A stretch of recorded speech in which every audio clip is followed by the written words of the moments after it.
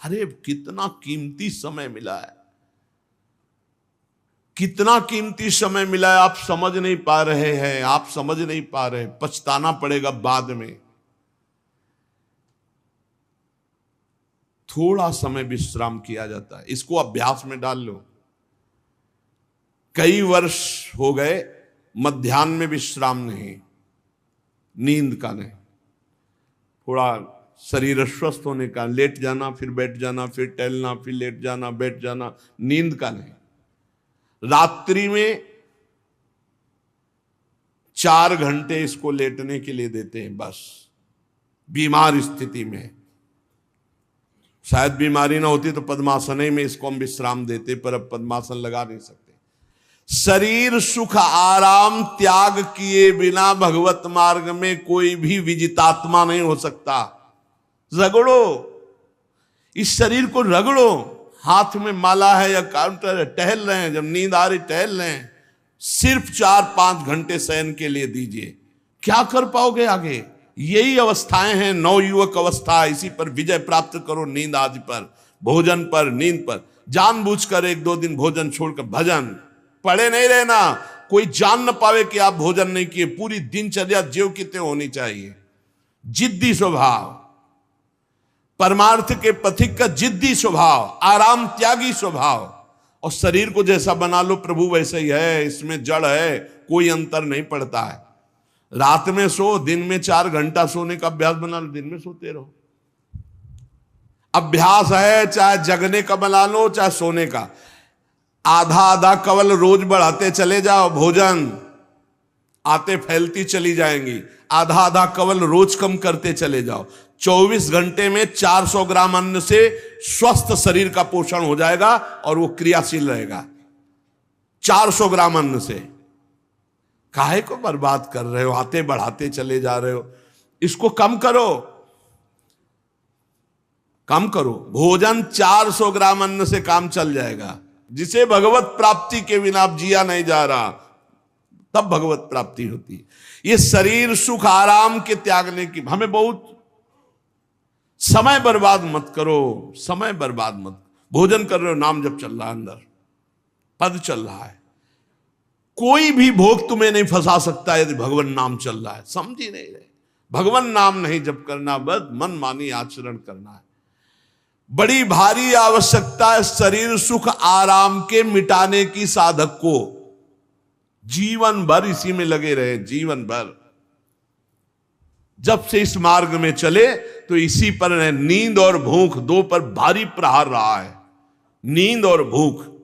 वो भगवान की कृपा से ऐसा, अब तो बहुत भारी रोग से ग्रसित है, लेकिन पीछे मुरारी शरण आए और कहा अल्ट्रासाउंड कराने चलना है, डॉक्टर ने बोला है, तो आज कुछ खाना नहीं। हम कहा आज की बात कर रहे हो? 3-4 दिन से कुछ नहीं गया। जब डॉक्टर वहां देखा तो बोला बाबा पानी पे रहते हो क्या? जो वैसे किया, जानबूझ करके मधुकरी नहीं जाना, 3-4 दिन नहीं पाना। अब देखते हैं भजन कैसे होता है। और यह अभ्यास बचपन से, भूखे रह करके, सर्दी में, गर्मी में, बीमारी में, हर स्थिति में भजन नहीं छूटना, दिनचर्या नहीं छूटने। शयन में जो तुम्हें सुख मिलता है वो तमोगुणी नींद का है। जागृत होकर भजन में अगर समय व्यतीत कर दो, हाँ, जीवन आनंद में। शरीर सुख आराम को नष्ट करने की जरूरत है साधक को। दिन में सोना बंद करो। जो रात्रि में जगते हैं वो सो सकते हैं आधा टाइम सोने का टाइम 4 घंटे, तो 2 घंटे विश्राम कर लो। और रात्रि में ऐसी सेवाएं करो कि 1-2 घंटा उसमें विश्राम कर लो, 4 घंटे से काम। और जो रात्रि में चैन से सोते हैं, दिन में मत सो। दिन में टहलो, माला लो और अपने ही कमरे में टहलो, बंद करके कमरा, अपने ही अंदर टहलो, खूब नाम जप करो, मंत्र जप करो। देखो कैसा आनंद आता है कि अरे तेरा समय जा रहा है, पता नहीं आगे कौन सा रोग आ जाएगा, कौन सी घटना घट जाएगी, तू भजन करने लायक रहे या ना रहे। आज भजन कर लेगा तो कल, बता रहे हैं ना, हर समय मन उत्साहित रहता है। तभी हम कह रहे कि भजन करोगे तो मरते दम तक तुम्हारा उत्साह नष्ट नहीं होगा, उत्साह संपन्न। कितना आनंद रहता है, मन से भगवत आराधना शुरू हो जाती है, मन से पाठ शुरू हो जाता है, मन से परिक्रमा शुरू हो जाती है। हमें लगना है, आराम शब्द जीवन में नहीं। सीधी बात समझो, जब तक भगवत प्राप्ति नहीं तब तक आराम नहीं। राम काज कीन्हे बिनु मोहि कहां विश्राम। बिल्कुल जिद्दी स्वभाव बनाना पड़ेगा। शरीर, आलस्य, प्रमाद, भोग, नाना प्रकार की खान पान सामग्री, तो भगवान कहते फिर मेरी प्राप्ति की विजितात्मा बनो। आराम है, राम काज कीन्हे बिनु मोहि कहां विश्राम। समुद्र पार कर रहे हैं, मैनाक जी प्रकट हो गए, थोड़ा विश्राम कर लो। बोले नहीं, राम काज कीन्हे बिनु मोहि कहां विश्राम। मोहि कहां विश्राम। सेवक सुख चाह, मान भिखारी, व्यसनी धन, शुभ गति व्यभिचारी, कभी नहीं। सर्वभूतात्म भूतात्मा, संपूर्ण प्राणियों के साथ आत्मवत व्यवहार करे, सब में मेरा प्रभु विराजमान है। जैसे हमारे किसी शरीर के अंग में चोट लग जाए तो हमें ही लगती है, ऐसे संपूर्ण चराचर जगत में जब हम किसी को दुखी देखे तो हमारा हृदय दुखी हो जाए। कैसे इसके दुख को, इसे सर्वभूतात्म भूतात्मा कहते हैं। जो योगी होता है वो सबको सुख पहुंचाने की चेष्टा करता है, किसी को भी दुखी देखकर उसका हृदय व्याकुल हो जाता है। साधन में स्वाभाविक प्रवृत्ति नहीं होती, लगाना पड़ता है, इसलिए उद्देश्य दृढ़ रखो। अब हमको इसी जन्म में भगवत प्राप्ति करनी है। हम प्रियालाल की शरण में हैं। हमारा एक एक मिनट बड़ा कीमती है। हर मिनट में, हर सेकंड में हमें नाम जप करना है और प्रभु के भरोसे रहना है। कम सोना है, कम खाना है, कम बोलना है। 3 बातें पकड़ो। कम सोना, इसका अभ्यास बना लो। कम खाना, इसका अभ्यास बना लो। और कम बोलना, इसका अभ्यास। ये 3 बातें जीवन में साधक के बिल्कुल सरलता पूर्वक आ जानी चाहिए। मिताहार, मित भाषण और नियमित शयन। शयन से बचो, ये बहुत जहर है। नींद बहुत जहर है। निद्रा आलस प्रमादोत्थम तत्तामस मुदाहृतम। इसको एक सीमा में बांध दो। 3 घंटे, 4 घंटे, 5 घंटे, बस 24 घंटे माला, काउंटर, वाणी, सेवा, टहल रहे हैं। सो नहीं सकते, आराम नहीं कर सकते, नहीं कर सकते। ये अभ्यास बनाओ तभी आगे बढ़ पाओगे। सत्संग रोज सुनते हो, देखो तुम्हें जो डांट लगती है, तुम्हें बहुत प्यार करते हैं। प्रभु बहुत प्यार करते हैं, इसलिए डांट लगवा रहे हैं, इसलिए आपको सत्संग सुना रहे हैं। ये जीवन सार्थक कर लो, नहीं तो बहुत पछताना होगा। हम पशु पक्षी के जीवन में साधना नहीं कर पाएंगे। कैसे हमारा चिंतन बदले। भगवान ने अगला शब्द का मदगत प्राणा। प्राण जिसके मेरे में समर्पित है। प्राण समर्पित का मतलब है प्राण वायु को लेकर प्रधान है। भोजन न मिले, जल न मिले तो भी हम जीवित रह सकते हैं काफी समय तक, क्योंकि प्राण वायु। प्राण बलवान पुष्ट होते हैं अन्न और जल से, लेकिन प्राणों की सत्ता वायु से है। ये जो श्वास प्रश्वास है, भोजन हमें 4-6 दिन न मिले तो आराम से दिनचर्या चल सकती है। पानी 8-10 दिन न मिले तो भी दिनचर्या चल सकती है। ऐसा नहीं कि मर जाएंगे, लेकिन 2 मिनट वायु ना मिले तो मर जाएंगे। 2 मिनट वायु ना मिले तो प्राण नष्ट हो। प्राण का सीधा संबंध वायु श्वासों से है। और प्रभु को प्राण समर्पित करने का मतलब हर श्वास नाम जप करना। मदगत प्राणा। हम पानी भी पिएंगे, भोजन भी पाएंगे तो प्रभु को समर्पित करके और हर श्वास नाम जप करेंगे तो ये मदगत प्राणा होगा। मत चित्ता, निरंतर चिंतन करने के लिए हमें प्राणों को समर्पित करना होगा। हमारे प्राण समर्पित हैं, हम प्रसाद के द्वारा प्राणों का पोषण करेंगे और हर श्वास प्रश्वास में नाम जप। श्वास ऊपर गई तो नाम जप, श्वास नीचे गई तो नाम जप। बोधयंता परस्परम। यदि हम किसी से बात करेंगे तो अपने प्रभु की चर्चा करेंगे। उसी प्रभु की चर्चा का कथन, कथयंतश्च माम नित्यम, केवल भगवत चर्चा करेंगे। केवल। कभी कभी ये लोक कल्याण की भावना भी प्रपंच में उतार देती है। निवेदन है कि यहां कोई लोक वार्ता का प्रश्न लेकर के नावे, एक जगह तो बख्श दो जहां केवल भगवान के संबंध की चर्चा होने दो। श्रीधाम वृंदावन में आप आए हो तो प्रिया प्रीतम की चर्चा का प्रश्न करो, प्रिया प्रीतम की चर्चा सुनो, निहाल हो जाओगे। तुष्यंत च रमंत च, उसी में आनंद और संतोष होता है। भगवत चर्चा हुई और उसी में रमण करे। एक जगह तो रखो जहां तुम केवल प्रभु की चर्चा सुन सकते हो, प्रभु की चर्चा कर सकते हो। प्रपंच का तो बहुत विस्तार है। कथयंत च माम, माम भगवान कह रहे हैं, कथयंत च माम नित्यम तुष्यंत च रमंत च। चलते हैं हम भगवत मार्ग में, फैल जाते हैं फिर दुविधा युक्त संसार प्रपंच में। केवल भगवत चर्चा, कथयंत च माम, भगवान केवल माम, मेरा, प्रियालाल की सिवा और कोई चर्चा नहीं।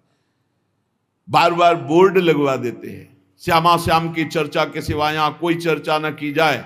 आपको अगर आशा है कि यहां से कोई काम बनते हैं तो हम पहले आपको बता देते हैं हम असमर्थ हैं, हमारे में कोई सामर्थ्य नहीं है। हम केवल प्रभु की चर्चा करते हैं, प्रभु का नाम जपते हैं, प्रभु के लिए जीवन है, बस इतनी बात है। जो प्रभु में डूबना चाहता है वो आए, स्वागत है। इसके अलावा ना कोई आशीर्वाद, ना कोई तंत्र मंत्र, ना कोई जंतुर, ना किसी भी तरह की कोई ढांढस वृत्ति बना सकते हैं कि जाओ तुम्हारा ये ठीक हो जाए, तुक्का लग जाए, ठीक हो जाए, तुम्हारे भाग्य की बात है। यहां से कोई चमत्कार नहीं, यहां एक ही चमत्कार है, मलिन मन को श्री भगवान में लगा देना, जीवन को जीवन मुक्त अवस्था में पहुंचा देना। निर्विकारता की स्थिति प्राप्त करने के लिए साधु समागम है। भगवान का आदेश है, यदि मुझे अनुभव करना चाहते हो, इसी जन्म में परमानंद की प्राप्ति करना चाहते हो तो मय्येव मन आदत्स्व मयि बुद्धिम निवेश है। कैसे करोगे? तो भगवान कह रहे मत चित्ता, मेरे में चित्त लगाओ। चित्त कैसे लगेगा? चूंकि हम प्राणों से बहुत प्यार करते, देह प्राण ते प्रिय कछु नाही, इसलिए भगवान को कहना पड़ा प्राण मेरे को समर्पित करो। कैसे समर्पित करें? जो खाओ पियो भगवान को भोग लगा के, और रात दिन नाम जप में, हर श्वास में भगवत चिंतन। अगर वार्ता करनी तो बोधयंता परस्परम कथयंतश्च माम नित्यम, केवल मेरी चर्चा। बड़ा दुर्लभ हो रहा है, भगवत चर्चा होना बड़ा दुर्लभ हो रहा है। भैया ये सब सुनहु भरत भावी प्रबल, बिलख कहो मुनिनाथ, हानि लाभ जीवन मरण जस अपजस विधिहात। जब कर्मों का फल भोगने का आया तो महात्मा जी, और जब पाप कर्म करने जा रहे थे तो पूछ लेते हमसे कि हम पाप कर्म करने जा रहे हैं, आपकी अनुमति है क्या? तब नहीं, तब किसी ना भगवान की याद की, न गुरु की याद की, मनमानी आचरण किए। तो अब भोग आया है, अब भोग लो, उसको भोगना पड़ेगा, वो यहीं मिलेगा तुम्हें।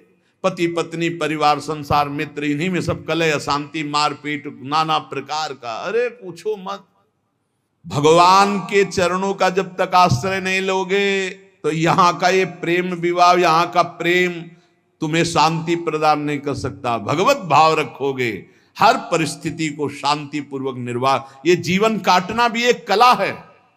मनुष्य जीवन कोई पशु जीवन नहीं है। अगर अध्यात्म नहीं तो आप इसको जी नहीं सकते, आप इस जीवन को नहीं जी सकते।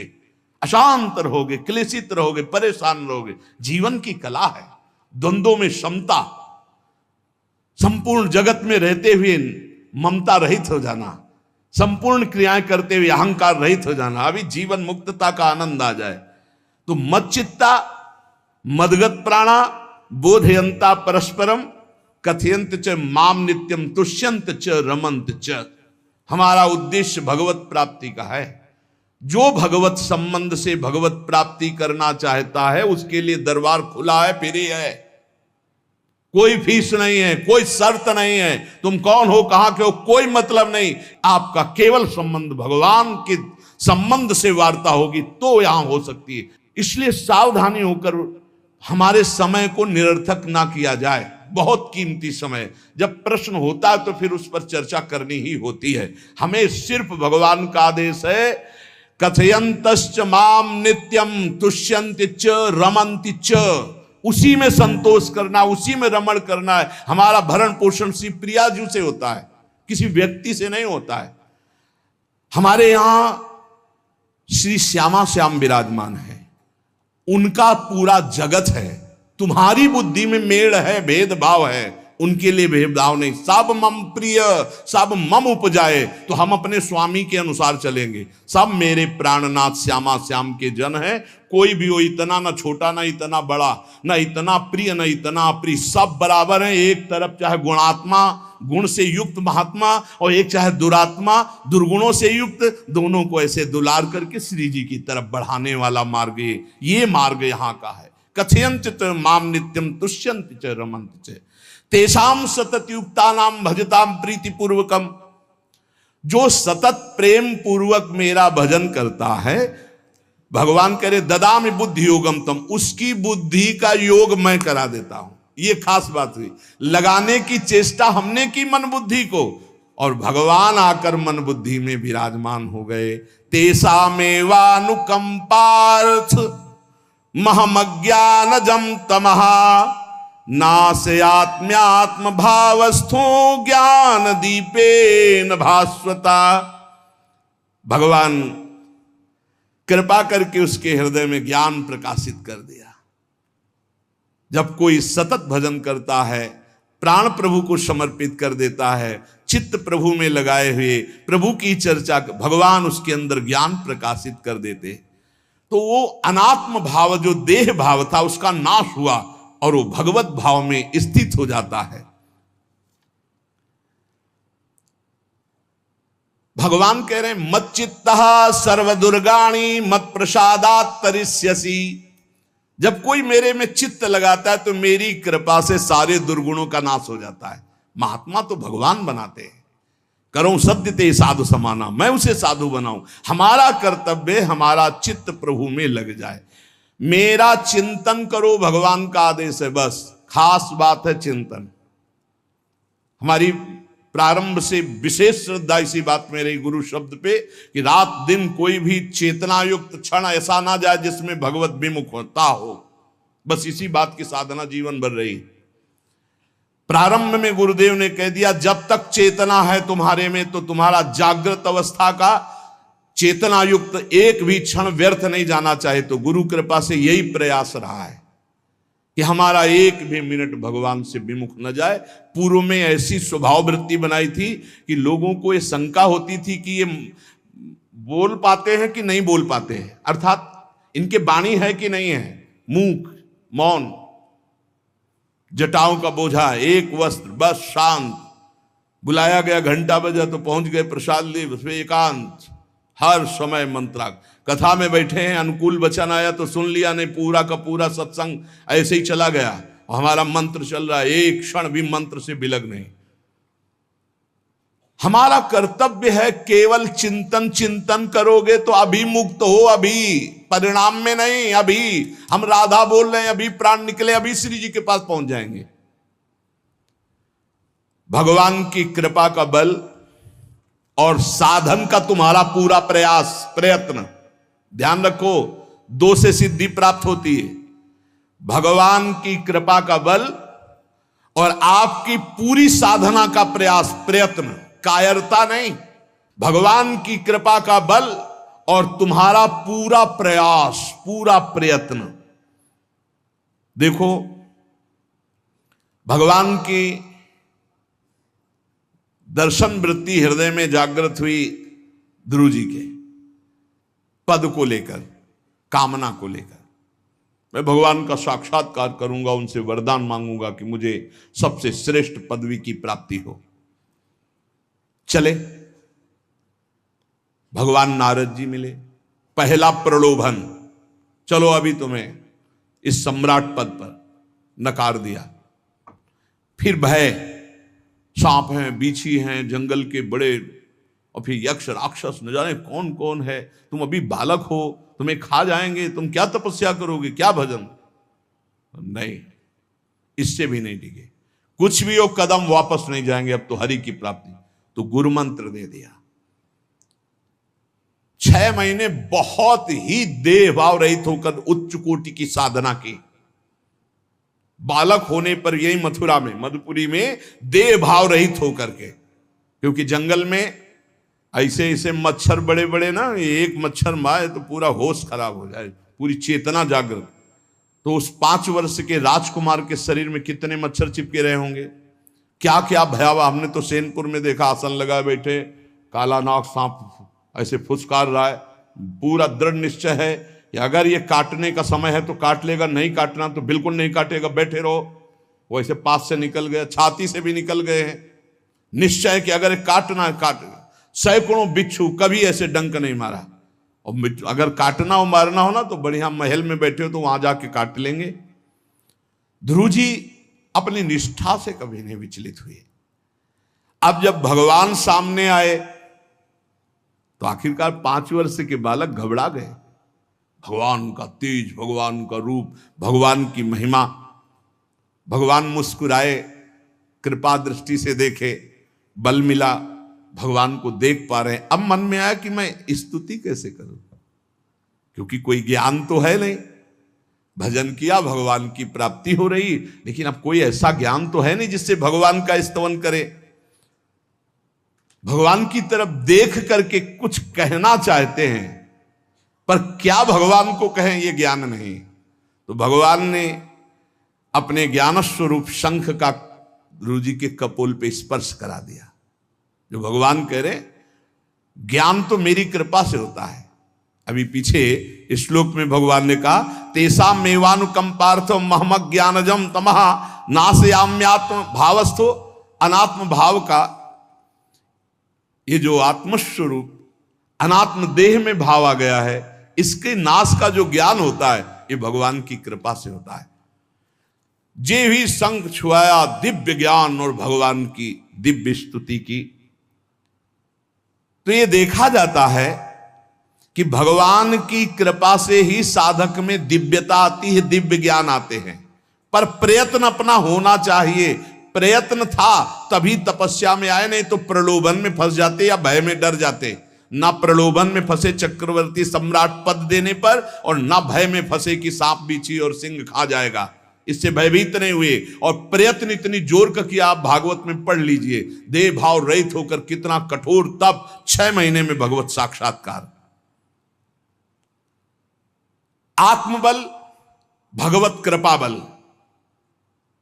ये मन है बहुत डराता है, कैसे जिएंगे, बुढ़ापे में कौन सेवा करेगा, क्या दुनिया का प्रपंच खड़ा कर देता है। इसको इसी ज्ञान से काटो, भगवान है ना, भगवान सब करेंगे।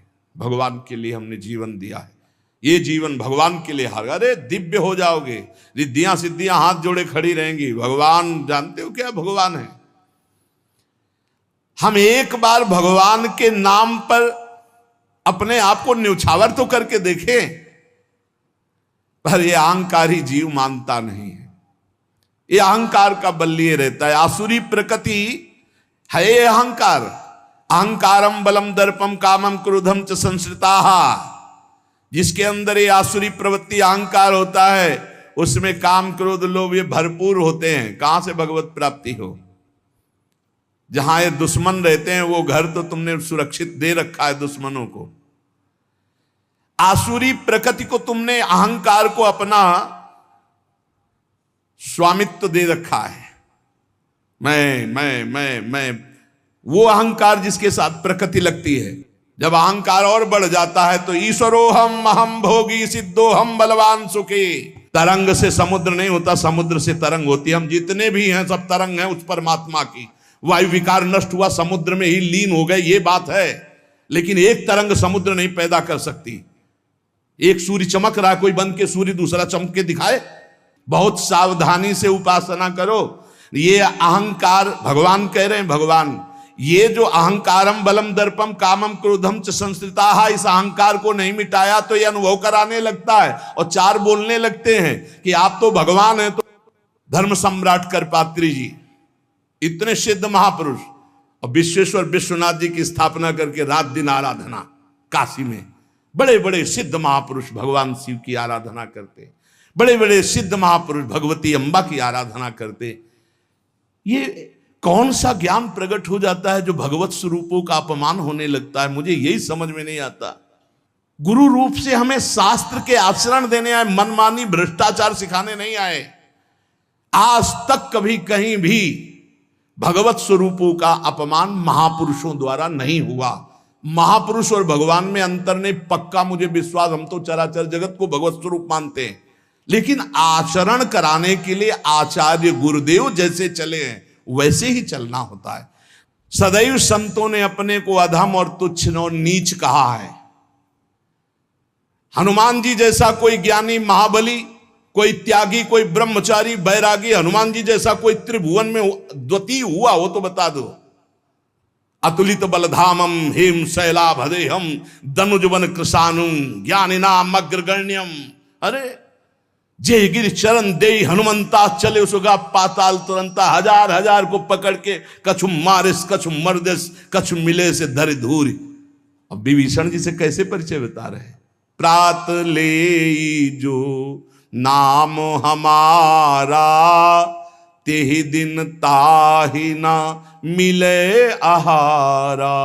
असमय अधम सखा सुनु मोहु पर रघुबीर। क्या दैन्यता का स्वरूप हनुमान जी महाराज। भगवान से जब हनुमान जी मिल रहे तब उनसे प्रभु आप पूछ रहे हो कि तू नाथ एक मैं मंद मोह बस ज्ञानी नाम अग्रगण्यम। एक मैं मंद मोह बस कुटिल हृदय अज्ञान पुनि प्रभु मोहि विसारेऊ दीन बंधु भगवान। जय प्रणतारित भंजन चरणों में लौट गए हनुमान जी महाराज। सबरी जी भगवान सामने बैठकर स्तुति करते हैं। जो नवधा भक्ति है वो उपदेश नहीं है, सबरी जी की स्तुति है। ये सब भक्ति सबरी जी में विराजमान, क्योंकि उसी समय सबरी जी भगवत धाम जाती है तो उपदेश तो उसको दिया जाता है जो आचरण में उतारे। सबरी जी तो सिद्ध महापुरुष अभी भगवत धाम जा रही भगवान के सामने ही। वो क्या कहती, अधम ते अधम अधम अति नारी तीन मह में मति मंद अघार। हरिवंश महाप्रभु क्वाहम तुच्छ परम अधम प्राण्य हो गर्ह कर्मा यत्तन्नाम स्फुरति महिमा हरेश वृंदावनस्य। इन सब बड़े बड़े आचार्य महापुरुषों ने भगवान की दास्ता स्वीकार करके जीवन अर्पित करके आचरण करके दिखाए। जहां ये आसुरी अहंकार होता है तो ईश्वरोहम महम भोगी सिद्धोहम बलवान सु, ये सिद्धावस्था नहीं है, ये तमोगुणी आसुरी अहंकार का परिणाम है जो ये दिखाई देता है भगवत स्वरूपों का अपमान करके। नहीं, यद्यपि अभेद है वो महापुरुष शिव और वो अभेद है, पर आचरण जब करेगा तो स्वामी और सेवक का करेगा। काशी नगरी सिद्धों की नगरी है, ज्ञानियों की देखा है। बड़े बड़े सिद्ध परमहंस जाते हैं शंकर जी के दर्शन करने, विश्वनाथ जी के, तो जिनकी कमंडल भी नहीं दिगंबर है ना, तो वो भी ऐसे हाथ उठा के नमः पार्वती पते और बस ऐसे सर झुकाए खड़े रहते हैं। जल भी नहीं है, पत्र भी नहीं है, ऐसे वो हम सब खड़े खड़े घंटों खड़े रहते। तो वहां के शिव पार्षदों से ऐसा करुणा में प्रेम हो गया था कि वो हमें नहीं हटाते थे, तो एक कोने में घंटों खड़े रहते थे और दर्शन करते रहते थे भगवान विश्वनाथ जी। तो जैसे ऐसे अवधूत आते, न कोई जल का कमंडल है, न कोई पत्र है, न पुष्प, नजदीक गए और नमः पार्वती पते हार हार महादेव, बस सर झुकाए, ये है। और स्वयं शिव स्वरूप है, इतना अंतर नहीं ब्रह्मबोध में। भक्तों में भी कभी कभी आम प्रकट होता है, वो वाणी से आपको दिखाई देगा, लेकिन वो आसुरी अहंकार नहीं होता। ध्यान रखना, ये उनका भागवतिक बल होता है, ये आसुरी अहंकार नहीं होता। जैसे जनक जी की सभा लगी हुई है, भगवान श्री राम लक्ष्मण जी विराजमान है विश्वामित्र जी के समीप बड़े सौम्य भाव से। जनक जी महाराज ने देखा कि बड़े बड़े वीर आए पर धनुष यज्ञ में धनुष को अजगों को कोई उठा ही नहीं पाया, खंडन की तो बात जाने दो। रावण बाणासुर आया, आरती प्रणाम करके चले गए। अब आशा ही खत्म हो गई, कोई उठाने वाला ही नहीं, तो उन्होंने उनका वीर विहीन मही मैं जानी। अब मैं आज जान गया कि पृथ्वी वीरों से रहित हो गई। अगर मैं ऐसा जानता कि इस भूमंडल में कोई वीर ही नहीं अजगों का खंडन करने वाला, तो मैं ऐसा प्रण नहीं लेता, मेरी जान की कुंवारी रह जाएगी। ऐसे विकल होके वीर विहीन मही मैं